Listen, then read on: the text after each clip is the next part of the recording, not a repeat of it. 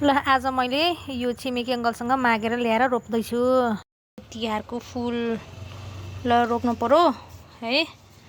तिहारको रूपमा पनि भोलि पर्सि मैले ख्वाल्ला स्वाल्ला गर्दाखेरि त काम लाग्छ यो फुल। यो चाहिँ मेरो माइतबाट ल्याएको 2-3 वर्ष कस्तो राम्रो फुल्यो। यहाँ रोपेको यो सबै देहान्त भइसकेछ। यसको पनि देहान्त भइसकेछ। यता पनि देहान्त हुन लागिसकेछ। यस्तोहरू त होइन, ख्वाल्ला स्वाल्ला गर्ने बेलामा चाहिँ काम लाग्छ क्या यो फुल। तिमी चाहिँ देहान्त नभऊ है, देहान्त नभऊ तिमी चाहिँ। हेर फुलजी यत्रो रुखमा हेर्ने है कस्तो राम्रो फुले। साउरहरू चाहिँ भित्रभित्र लुकी लुकी फुले। हेर न, त्यो चाहिँ पाक्नु लाग्यो। घरमा चाहिँ यसरी बत्ती बालेछन्, आफू चाहिँ चामल भिजाएर छतमा आएर कुतुर पुतुर माटोसँग चल्ने बस्ने मेरो काम कति रमाइलो लाग्छ क्या मलाई माटोसँग चल्नलाई।